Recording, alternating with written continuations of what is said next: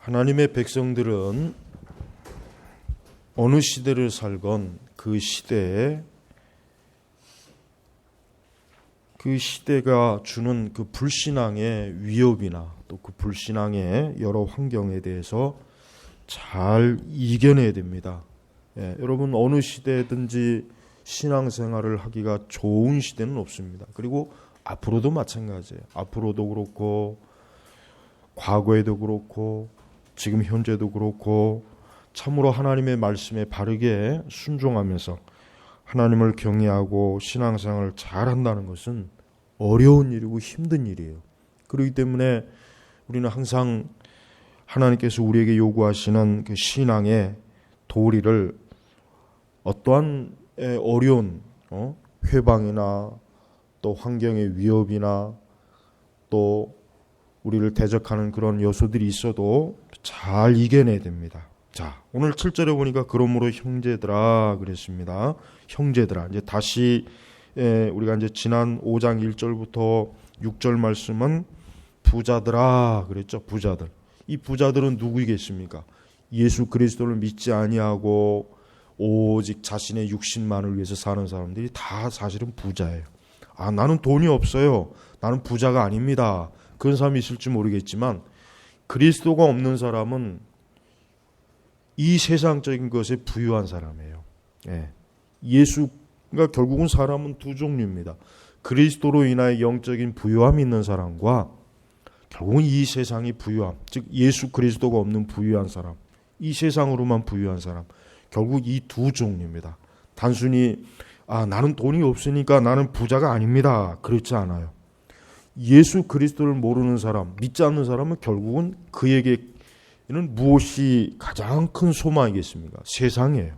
그냥 세상. 이 세상 자체가 그들에게는 그들의 전부가 되기 때문에 뭐 돈이 많고 적고를 부의 기준으로 삼는 건 아니에요. 성경적이지 못한 거예요. 자, 그러면서 이제 7절로 돌아오니까 그러므로 형제들아. 자, 이제 다시 뭡니까? 주 예수 그리스도를 믿는 하나님의 자녀들아, 믿는 너희들, 우리 성도들, 하나님의 자녀들, 하나님의 백성들, 이 총체적인 게 바로 뭡니까? 형제들아, 그래, 형제들아. 그러면서 뭐예요? 주께서 강림하실 때까지 오래 참아라, 오래 참아라.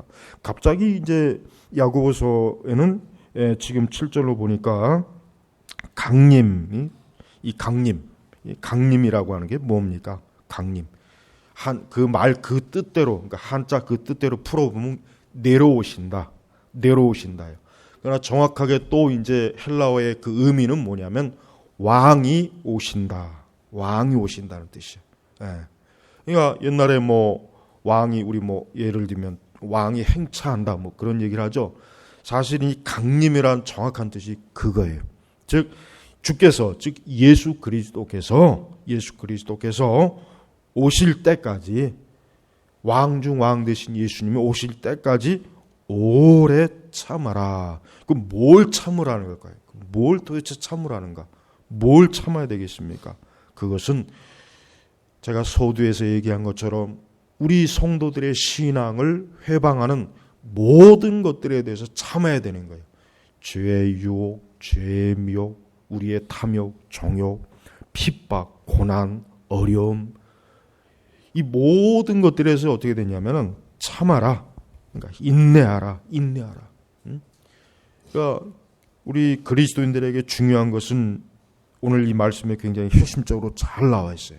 우리 역시 우리 앞서 모든 우리 그리스도인들과 동일하게 가장 사모하고 소망하는 게 뭡니까? 주의 강림, 주님의 오심이에요. 주님의 오심이에요. 여러분 예수님의 다시 오심, 예수님의 재림은 사실 굉장히 중요한 문제인데, 그러나 사실은 지금 많은 신자들에게는 예수님의 오심이 그렇게 절박한 문제 같지는 않아요. 그냥 예수님이 빨리 오셨으면 좋겠다. 예수님이 오셔서 어서 빨리 주님과 영원한 천국에서의 그 기쁨의 삶 누렸으면 좋겠다. 어서 주님이 오셔서 이 땅에서의 모든 수고를 끝내고 영원한 주님의 나라에서 안착했으면 좋겠다. 이런 그 절박한 주님의 그 강림을 아주 절박하게 바라는 시대는 아니에요. 그렇죠? 아니란 말이에요. 그럼 왜 아니냐? 왜 아니겠어요? 뭐 별거 있겠습니까?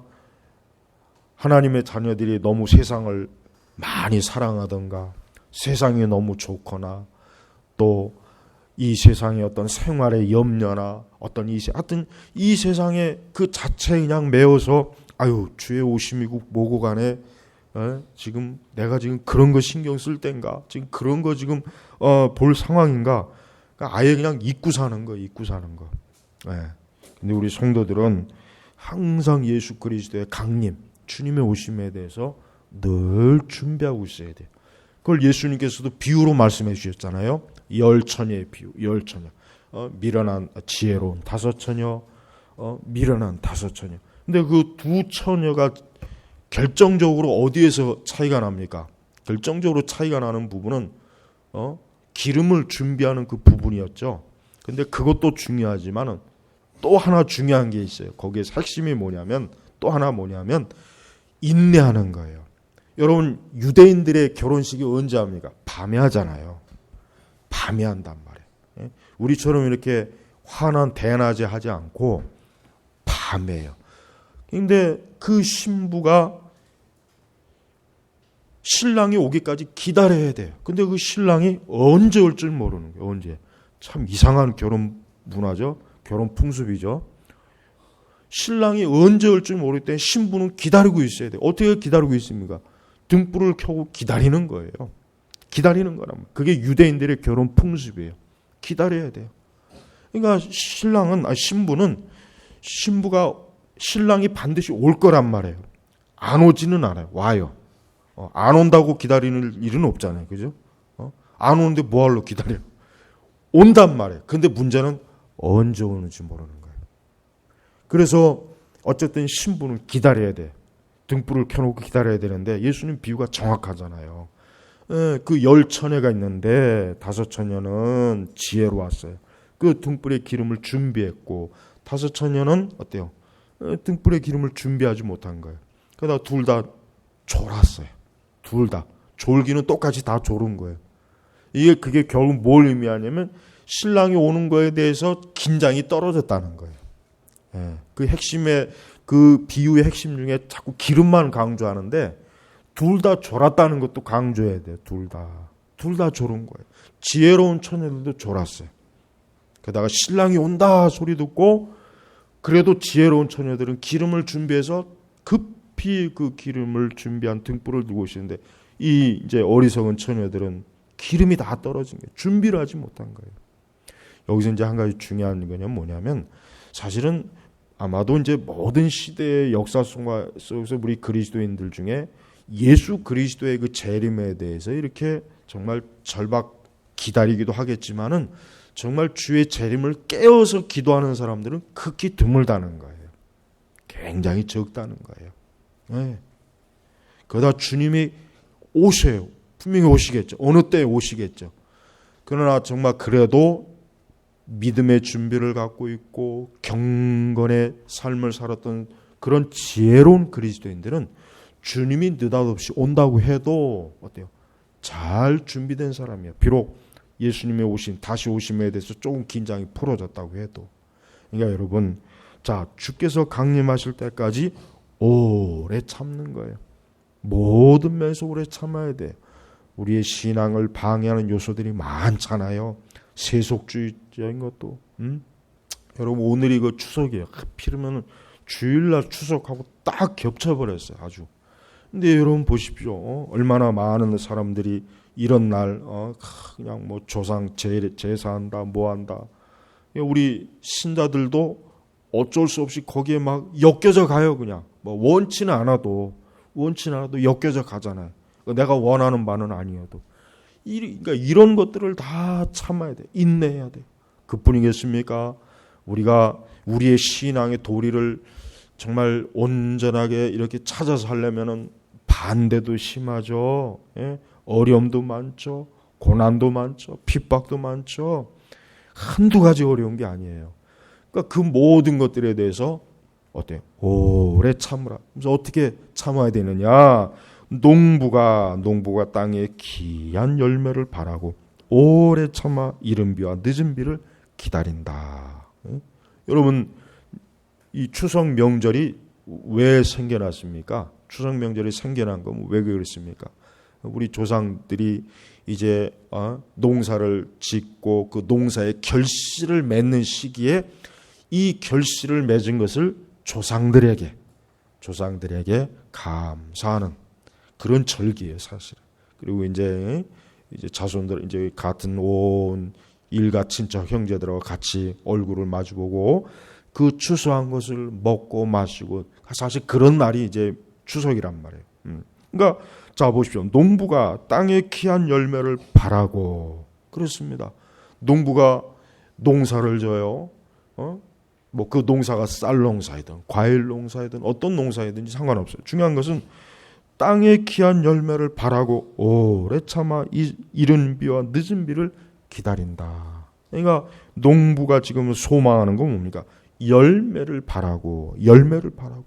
자, 우리 성도들의 열매가 뭐겠습니까? 우리 성도들의 궁극적인 열매는 주님과 함께 천국에서 영생을 누리는 게 우리의 열매. 우리가 다른 열매를 바랍니까?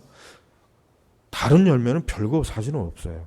진짜 참된 성도들이 바라는 열매는 어서 빨리 주님이 주님이 오셔서 정말 신랑 되신 예수 그리스도께서 오셔서 그분과 함께 이젠 더 이상 이 세상에서 이렇게 고단하게 육신의 이 고단함, 또 영적인 고단함, 속히 영적인 안식을 영원히 누리는 이 안식, 이게 사실 뭐예요? 신자들에게 바라는 궁극적인 열매란 말이에요. 그러니까 그 열매, 우리 그리스도인들이 예수님이 오시기만 하면, 이제 주님이 오시면 내 이 모든 고난과 어려움을 다 이제는 그냥 한순간에 뜨거운 태양 앞에 눈 녹듯이 다 사라질 것이고 다 없어질 것이다. 그게 우리 성도들이 바라는 열매란 말이에요. 열매. 마치 농부가 바라는 열매처럼. 그것 때문에 인내하는 거예요. 그리고 사실은 이 야고보서가 쓰여지는 그 시대, 그 시기 전후는 어떠한 시기입니까? 초대교회가 많은 핍박을 당하던 시대예요. 잡혀가고 감옥에 가고 십자가에 매달리고 쫓겨나고 굶주리고 그런 시기란 말이에요. 그러니 그 당시에 그 성도들이 바라는 게 뭐겠습니까? 돈 많이 버는 걸 그들이 바라겠습니까?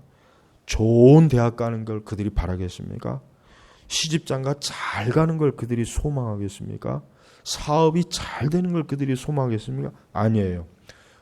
우리 주님께서 분명히 그 승천하실 때 분명히 우리 주님이 내가 이 승천한 그대로 다시 오시겠다고 했는데 어서 빨리 주님 오셨으면 좋겠다. 어서 주님이 빨리 오셔서 우리의 이 어려운 핍박과 이 힘든 시기를 좀 빨리 어서 안식으로 영원한 천국의 안식으로 누렸으면 좋겠다. 그걸 바란 거예요. 그걸. 그래서 지금 여기서도 왜 이 야고보서에 그러므로 형제들아 주님의 다시 오실 때까지 오래 참아라. 왜 오래 참아라 한 이유가 바로 그거예요. 저들이 많이 힘들어하고 어려워하는 거예요. 고통스러워하는 거예요. 그렇지만은 어때요? 권면은 오래 참아라. 주님이 오실 때까지 잘 참아야 된다. 야, 농부가 농사 지으면은 그 열매를 따기까지 얼마나 수고를 많이 하느냐. 그리고 그 열매를 소망하는 그들의 마음이 있듯이 우리도 예수 그리스도께서 다시 오실 그때의 그 열매를 바라고 너희가 인내해야 된다. 그러면서 뭐예요? 너희도 오래 참아 너희 마음을 굳게 하여라. 이는 주님의 강림이 가깝기 때문이다. 자, 오래 참아 다시 한번 또 반복해. 오래 참아 너희 마음을 굳게 하여라. 마음을 굳게 하여라. 이 마음을 굳게 한다는 게 뭐겠어요? 믿음이 흔들리지 말아라. 불안해하고 염려하지 말아라. 세상을 두려워하지 말아라. 바로 이거예요. 그러니까 마음을 굳게 하라. 그러니까 마음이 굳지 못하면 어떻겠어요? 성도의 마음이 굳지 못하면은 믿음이 떨어졌다는 증거예요. 그 믿음이 떨어진 증거는 뭐겠습니까? 벌써 항상 세상을 두려워하고 무서워하고 온전한 믿음으로 계속 향하기보다는 자꾸 멀어지려고 하죠. 자꾸 영적으로 나태해지고 게을러지고 자꾸 세상으로 향하게 되고 불신앙의 유혹에 또 자꾸 거기에 더 마음에 끌리고 이 마음이 자꾸 흐트러지게 되면 성도는 어때요? 그때부터는 죄를 짓게 됩니다. 믿음이 벌써 그냥 확 어때요? 믿음의 열심, 경건의 열심이 확 풀어져 버려요. 여러분이 뜨거운 여름날 아이스크림을 사면은 그 아이스크림이 어때요? 냉장고에 있을 때는 괜찮지만 잠깐만 밖에 나가면 어떻습니까? 조금만 지나면 그냥 순식간에 확 녹아버려요. 빨리 안 먹으면 녹는단 말이에요. 우리 성도들의 마음은요, 여러분 절대로 믿음을 자신을 할 수 있는 사람 한 사람도 없습니다. 나는 절대로 내 믿음은 굳건해. 내 믿음은 흔들림이 없어. 그러다 실족한 사람이 누구예요? 베드로 보세요. 나는 주님이 죽는 그 자리까지 갈 것이고 나도 역시 주님과 함께 죽을 것입니다. 아주 큰 소리 뻥뻥 쳤는데 예수님을 부인했잖아요. 그러니까 베드로의 마음이 그때 굳세지 못한 거예요. 갑자기 겁이 난 거예요. 두려움이 오는 거예요. 갑자기 눈에 보이는 그 여러 가지 것들을 보니까 덜컥 겁이 나니까 난 주님 모릅니다. 난 저 사람 모릅니다. 벌써 잠깐은 마음이 굉장히 굳셌는데 조금 지나니까 마음이 확 풀어진 거예요. 여러분, 그래서 우리 성도들이 왜 기도해야 됩니까? 왜 예배에 열심히 주의를 성수해야 됩니까? 왜 우리가 이 경건의 삶에 힘써야 됩니까? 왜 우리가 하나님 말씀에 항상 말씀을 우리가 읽고 말씀을 들어야 됩니까? 마음을 굳게 하기 위해서 그러는 거예요. 다른 걸로는 마음을 굳게 할 수 없어요. 내 결심 가지고는 안 돼요. 내 결심을 가지고는 마음을 굳게 하기는 어려워요. 항상 하나님 말씀이 공급돼야 돼요. 그리고 항상 예수 그리스도께 기도해야 돼요. 그리고 항상 예배를 통해서 하나님의 은혜를 받아야 돼요. 또 성도들과 교제해야 돼요. 이게 마음을 굳게 하는 거예요. 그래서 항상 우리는 내 마음이 혹시라도 굳지 못하면 어떻게 하는가? 내 마음이 행여라도 하나님 말씀에서 믿음에서 떨어지면 어떻게 하나? 내가 행여라도 자꾸 세상 염려와 근심, 생활의 염려. 예수님 뭐라 하겠습니까? 생활의 염려가 뭐겠어요? 다른 거 먹고 사는 거. 이것 때문에 주님 오심도 준비하지 못하고 그런 일이 있다고 하잖아요. 예수님 말씀에 그렇게 경고했잖아요. 그러니까 우리는 이 생활의 염려도 우리 성도들에게는 죄되는 거예요. 우리 성도들에게는 생활의 염려 자체도 죄예요. 이것도 죄라는 거예요. 죄. 그래서 예수님 뭐라 하겠습니까? 너희 염려를 다 맡겨라. 먼저 그의 나라 그 일을 구하라. 그러니까 우리 주님은, 예수님께서는 신자들의 마음이 생활의 염려, 이 세상의 염려, 또 재리의 유혹, 그러니까 돈 버는 그 재미, 취미, 돈 버는 그 어떤 거기에 그냥 또 빠지는 거. 하여튼 그런 모든 것들이 결국은 뭐예요? 주님의 강림을 준비하지 못하게 하는 거예요. 그래서 여기서 보니까 너희도 오래 참아 너희 마음을 굳게 하라, 이런 주님의 강림이 가깝기 때문이다. 야고보서도 역시 동일하게 신약성경 전반에 걸쳐서 사도들도 그렇지만은 예수님이 오심을 가깝다고 항상 해야지, 예수님이 오시면 한참 멀었으니까 좀 여유 부려도 된다, 그런 말씀이 없어요. 그러니까 바울 서신도 마찬가지고 신약성경 서신 어디를 봐도 항상 그리스도의 재림이 임박했다고 늘 강조하지, 아마 한 2,000~3,000년 뒤에 올 것이니까 우리 때는 아무 지장 없다, 이렇게 여유를 준 그 말씀 한 군데도 없어요. 그러니까 역시 야고보서도 동일하게 주님의 강림이 가깝기 때문이다. 그렇습니다. 가깝습니다. 그래요. 이 가깝다는 것이 결국 뭐예요? 코앞에 닥쳤다, 문 앞에 닥쳤다는 뜻이에요. 사실 문 앞에 있다. 주께서 지금 문만 열면 주님이 오신다는 뜻이에요. 그러니까 우리가 고세를 참지 못하고 인내하지 못하고 우리가 행여라도 우리의 마음이 행여라도 굳세지 못해서 그만 믿음에 있어서도 흐트러지고 경건에 있어서도 흐트러지고 우리가 하나님 앞에서 완전히 합당하지 못한 참 부끄러운 그런 그 자리로 혹시라도 갈까 항상 두려워하는 마음을 가지고 있으라는 거예요. 그래서 9절을 보니까 또다시 형제들아 심판을 받지 않도록 서로 원망하지 마라. 보아라 심판자가 문 앞에 서 계신다 그랬어요. 심판자가. 그러면서 이제 야고보서에서 또 하나 중요한 강조를 합니다. 심판을 받지 않도록 서로 원망하지 마라. 자, 요 말은 그냥 가장 쉽게 풀이하면은 싸우지 말아라 이거. 싸우지 말아라. 싸우지 말아라. 성도와 싸우지 말아라. 형제들아 그랬잖아요. 형제들아. 심판을 받지 않도록 서로 원망하지 마. 이 원망하지 말라는 말은 좀 더 쉽게 사실은 번역했으면 좋았어. 서로 싸우지 말아라. 그렇게 번역했으면 훨씬 더 이해하기 좋았을 텐데 원망하지 말아라고 번역이 되었어요. 그러니까 서로 싸우고 다투고 비방하고 염려하고 원한을 품고 앙심을 품고 상처 주고 고통을 주고 그러니까 그렇게 하지 말아라. 그거 장차 나중에 주님 오시면 그거 다 심판받. 그거 다 하나님 앞에 그 심판받는 거니까 그렇게 하지 말아라. 그러면서 뭡니까? 보아라. 또다시 강조해. 그러니까 지금 요 짧은 말씀 속에 굉장히 반복을 자주 왜 반복합니까? 강조하는 거예요. 강조하는. 잊을까 봐 강조하는 거예요.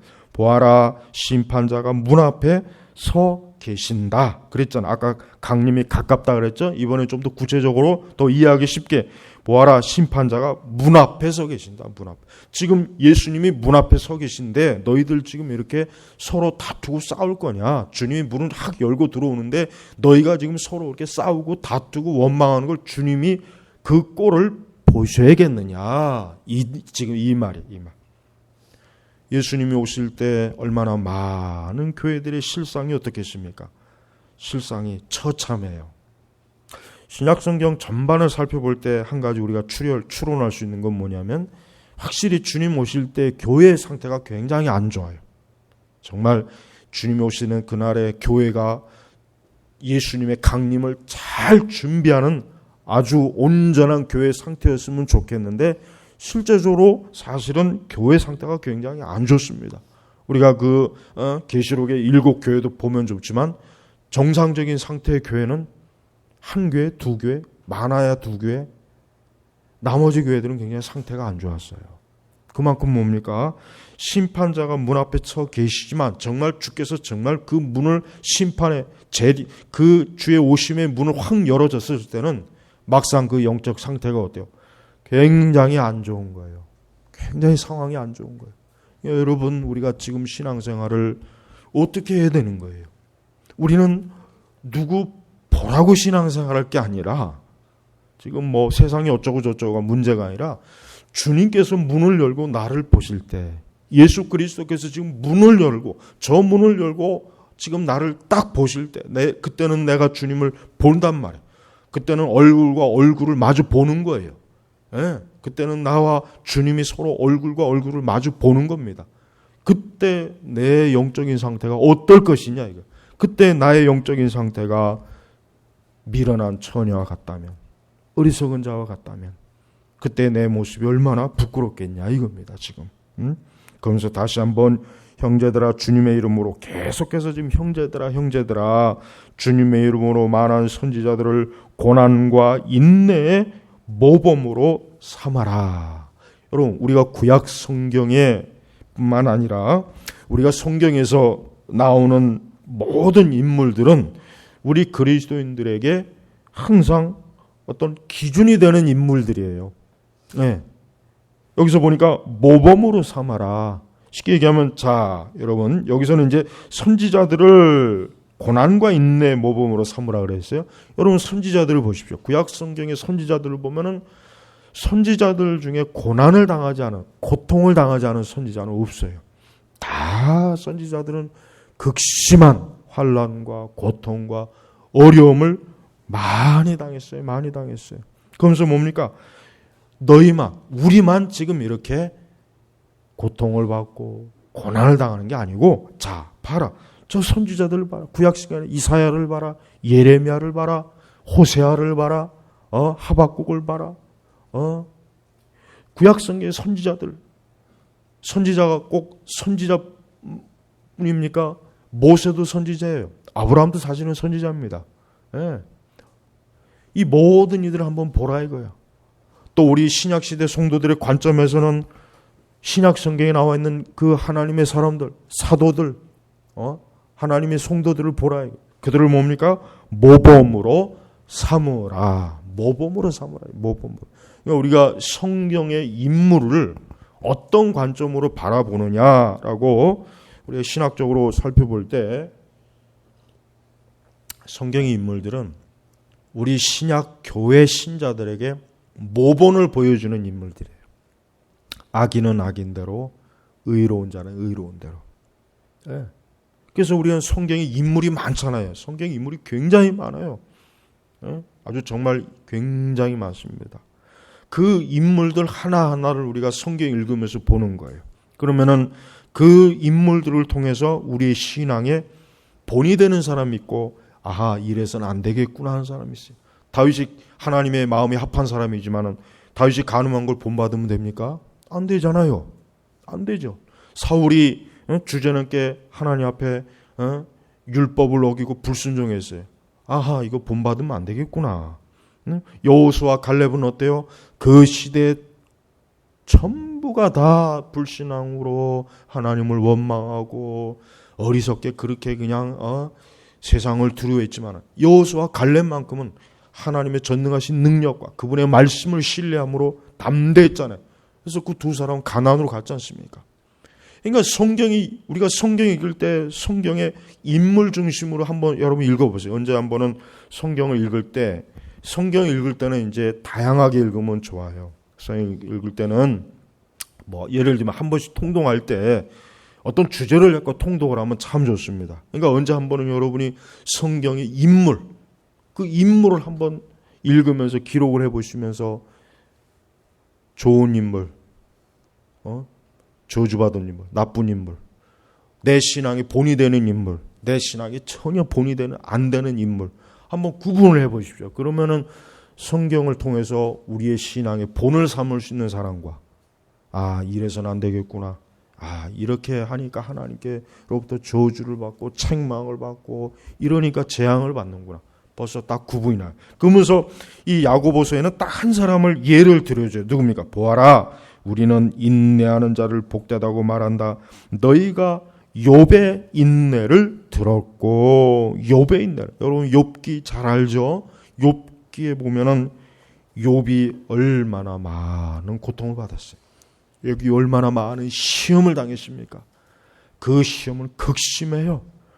자신의 재산이 다 날아갔어요. 자녀들이 다 죽었어요. 그의 아내가 떠났어요. 몸에 병이 들었어요. 그런데도 욥은 어때요? 하나님을 원망하거나 그러지 않고 끝까지 하나님을. 욥이 어때요? 잘 견뎌냈어요. 욥의 인내를 들었고, 그러니까 너희가 지금 그러니까 쉽게 얘기하면 그 당시에 너희가 구약 성경 욥기서 읽어보지 않았느냐? 그 욥기를 봐라. 욥이 얼마나 많은 어려움을 겪었냐? 욥이 얼마나 극심하게 시험을 당하지 않았느냐? 욥이 얼마나 이 마귀에게 또 시험을 당하지 않았느냐? 그 욥의 인내를 들었고 주께서 주신 결말을 보았으니, 여러분 그 욥기 마지막 결말에 뭐가 나옵니까? 그 욥이 처음 받은 하나님의 축복보다 2배. 그 결말이 이제 해피 엔딩이에요. 결말이 좋게 끝났어요. 그러니까 결국은 뭐냐면 이 성도는, 우리 그리스도인들은, 진정한 그리스도인들은 결말이 결국은 욥과 같다는 거예요. 결국은 욥과 같이 뭐예요? 하나님의 은혜와 돌보심과 하나님의 사랑으로 그는 든든하게 어때요? 세워진다는 거예요. 그래서 우리 그리스도인들은 언제나 무엇보다도 우리 그리스도인들에게 가장 본을 보여주신 분은 누구이십니까? 예수 그리스도이죠. 여러분 예수님의 일생을 보십시오. 우리는 예수님의 일생을 통해서 많은 본을 정말 다른 성경의 인물들은 혹 아니라도 예수님의 그 활동하신 것만 잘 살펴봐도 우리 성도들에게 본을 보여주는 너무나 많은 것들이 풍성해. 예수님의 생애를 잘 관찰하고 예수님의 생애를 잘 읽어보고 예수님이 어떻게 말씀하셨는가, 예수님이 어떻게 악인을 대하셨는가, 예수님이 어떻게 원수를 대하셨는가, 예수님이 어떻게 마귀를 대하셨는가, 예수님께서 어떻게 하나님의 자녀들에게 의롭게 해주셨는가, 어떠한 이적과 능력과 역사로 그분의 그 영광스러움을 드러내 주셨는가, 예수님이 어떠한 가르침을 우리에게 주셨는가. 여러분, 예수님이야말로 우리의 본이에요, 본. 그리고 결국 그분이 우리를 위해서 십자가에서 죽으셨어요. 피 흘리셨어요. 고난을 받으셨어요. 채찍 맞으셨어요. 그러나 그것으로 끝입니까? 예수님은 3일 만에 부활하셨습니다. 그리고 예수님은 다시 영광스러운 하나님 나라의 왕으로서 하늘로 승천하셨습니다. 그리고 그분은 분명히 예수님 다시 오시겠다고 하셨어요. 그게 우리에게 다 모범이에요, 모범. 그래서 우리 성도들은 뭡니까? 그 결말이 우리 신자들도 지금 현재 아무리 우리 신자들이 혹 욥과 같은 고난과 어려움과 환난과 그런 시련과 그런 걸 당한다고 해도 우리의 결말은 어때요? 주께서는 긍휼이 많으시고 인애하시다. 여러분, 우리 예수 그리스도는 긍휼과 인애가 풍성하신 분이에요. 우리 사람은 긍휼과 인애가 딱 제한이 돼 있어요. 우리 사람은 긍휼이 많지 않습니다. 우리 사람은 인애가 많지 않아요. 그냥 너무 적죠. 그러나 예수님은 어때요? 긍휼과 인애가 풍성하신 분이요. 예수님은 우리의 죄를 참아주십니다. 우리의 죄를 용서해 주십니다. 때때로 우리가 인내하지 못하고 불신앙으로 갈 때도 우리 주님께서 우리를 긍휼히 여겨주셔요. 예수님은 우리에게 자비를, 인애를 베풀어 주시는 분이에요. 예수님의 긍휼과 인애가 아니면 우리는 벌써 이미 벌써 오래전에 지옥의 맨 아랫목 가서 이미 벌써 영원히 정죄받고 저주받았을 거예요. 그러나 우리 주님께서는 우리를 긍휼히 여기셨어요. 우리에게 자비, 인애를 베풀어 주셨어요. 그 긍휼과 인애가 오늘도 지속되는 거예요. 앞으로도 지속될 거예요. 우리 주님의 긍휼과 인애는 끝이 없습니다. 적어도 그리스도인들, 우리 성도들에게는 주의 긍휼과 인애는 한이 없어요. 끝이 없어요. 우리 성도들은 언제나 주의 긍휼과 인애를 생각해야 돼요. 여러분, 우리는 우리 스스로 볼 때도 한없이 부족하고 우리 스스로 볼 때도 너무나 많은 오점들이 많고 너무나 많은 죄악에 늘 수시로 넘어지고 우리는 항상 믿음에 견고하지 못하고 아까 얘기했지만은 마음이 굳어야 되는데 우리의 믿음이 굳어야 되는데 굳기보다는 늘 그냥 풀어져서 영적으로 긴장하지 않고 자주 시험에 들고 자주 또 원망하고 자주 또 예수님의 재림에 대해서 아예 캄캄하게 지내고 이런 우리의 상태이지만 우리 주님께서는 우리에게 긍휼과 인애를 베푸시는 분이에요. 왜 우리에게 긍휼과 인애를 베푸십니까? 이게 하나님의 사랑이에요. 하나님의 사랑이에요. 우리는 하나님의 사랑을 우리가 안 받고 사는 것 같다는 생각을 더 많이 하는 사람들이 많죠. 사실은 하나님의 사랑은 끝이 없습니다. 하나님이 우리를 사랑하는 것은 우리가 감히 측량할 수 없어요. 잴 수도 없어요. 그 양이 얼마나 엄청난지 우리는 몰라요. 전혀 모르고 사는 거예요. 그러니까 항상 우리는 하나님 앞에 감사할 만큼 충분히 감사하지 못하고 하나님의 사랑을 충분히 알지 못하는 거예요. 그래서 우리는 어때요? 그만큼 하나님의 사랑을 제대로 알지 못하니까 온전하게 알지 못하니까 우리가 세상을 사랑하는 거예요. 하나님의 사랑을 온전히 안다면 세상을 사랑할 수가 없어요. 예수 그리스도의 사랑이 이렇게 큰데 그리스도의 사랑이 이렇게 엄청난데 내가 어떻게 저 세상에 하찮고 보잘것없는 이 세상을 내가 사랑할 수 있겠는가? 내가 어떻게 이 상황을 인내하지 못하고 내가 이것을 어떻게 겨우 이 정도 가지고 내가 이기지 못하고 주님을 원망할 수가 있겠는가? 이게 이 하나님의 사랑은 우리 성도들의 영원한 우리 성도들의 찬송이 돼야 돼요. 사실 찬송. 그래서 여러분 항상 하나님의 사랑 여기 긍휼과 인애 주께서는 긍휼과 인애가 많으시다. 이게 그냥 총체적으로 사랑을 말하는 우리 성도들은 항상 하나님의 사랑에 늘 그 사랑을 더 많이 갈급하고 그 사랑을 더 많이 누리고자 힘쓰고 그 사랑 물론 하나님의 사랑은 항상 온전한 사랑이에요. 하나님께서 우리를 더 많이 사랑했다 덜 사랑했다는 건 없어요. 그런데 우리 편에서는 그렇지 않아요. 우리 편에서는 하나님의 그 완전하고 풍성한 사랑을 어떨 때는 많이 그것을 알고 느끼다가 어떨 때는 짓골이 많게, 어쩔 때는 아예 하나님이 나를 사랑하지 않는 것 같아. 이런 불신앙도 많잖아요. 하나님이 날 잊으신 것 같아. 이제 하나님이 나를 떠나신 것 같아. 이제 하나님은 나를 그렇다고 해서 저희 하나님의 거룩한 말씀 가지고 자기의 그 치부를 가리는 데 쓰지 말고 우리는 하나님의 사랑을 이용하면 안 돼요. 하나님의 사랑을 이용하는 건 잘못된 거예요. 그 외에는 우리는 하나님의 사랑을 풍성하게. 그래서 여러분, 우리가 성경에서 가장 많이 연구할 주제는 사실은 하나님의 사랑이 맞아요. 그건 맞습니다. 우리가 성경 전체를 통해서 가장 연구할 주제가 뭘까? 하나님의 사랑이에요. 여러분, 구약 성경에는 하나님의 사랑이 없다고 생각하는 것 같아요. 사실은 구약에는 물론 언뜻 보면 하나님이 막 그냥 맨날 화내고 진노하고 심판하고 저주하고 근데 사실은 구약 성경에 하나님의 사랑이 얼마나 풍성하게 많은지 몰라요. 사실 매 구절 구절마다 하나님의 사랑이 하나님의 준엄한 심판에 가장 말씀이 많은 이사야나 예레미야서에도 하나님의 사랑이 얼마나 많습니까? 자기의 백성을 향한 그 하나님의 사랑이라고 하는 것은 우리가 감히 잴 수가 없는 거예요. 그래서 여러분, 우리가 주의 강림을 준비할 때 가장 중요한 게 뭐겠습니까? 하나님의 사랑이에요. 하나님 우리를 사랑하신다. 하나님은 나를 사랑하신다. 하나님 나를 사랑하시기 때문에 내가 지금 주님을 기다리면서 인내하기를 원하시고 그 안에서 하나님은 내가 견고하게 설쳐 나를 보호하실 것이다.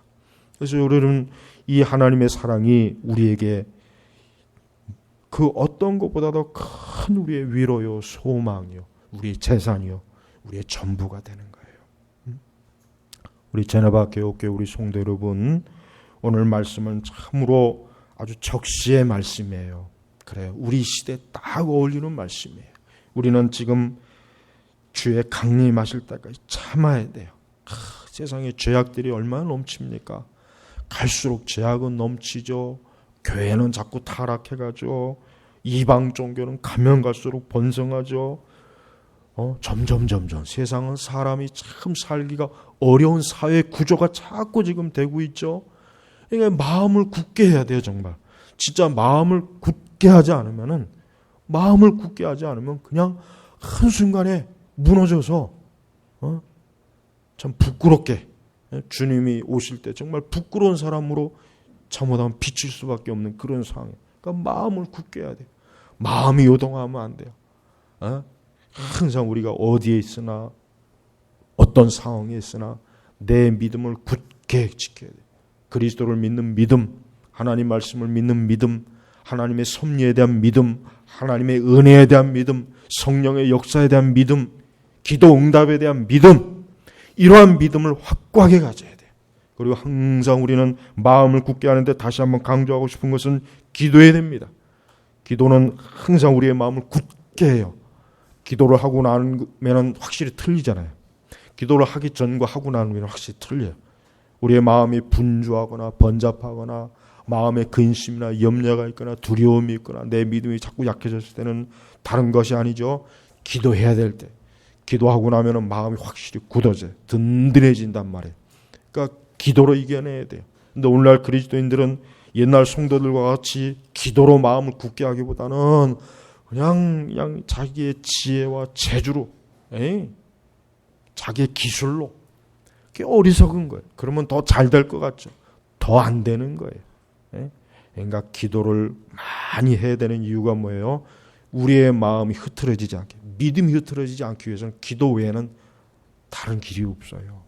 그리고 항상 우리는 기도를 통해서 하나님과 동행하고 하나님과 함께하고 하나님의 인도를 또 받고. 그러니까 기도는 진짜 만능이에요.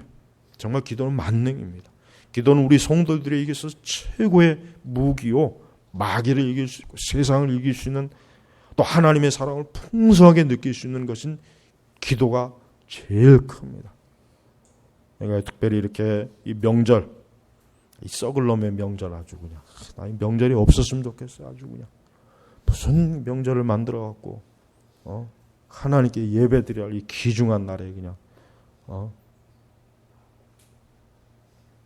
우리 성도들을 이럴 때일수록 이 명절에 더욱더 기도 많이 하고 말씀이 있고 경건하고 영적으로 더 같은 은혜가 충만한 그런 명절을 보내기를 주의 이름으로 축복합니다. 기도하겠습니다. 하나님 아버지 감사합니다. 우리가 지금 돌이켜보면 참으로 지금 인내해야 될 때인 줄 압니다.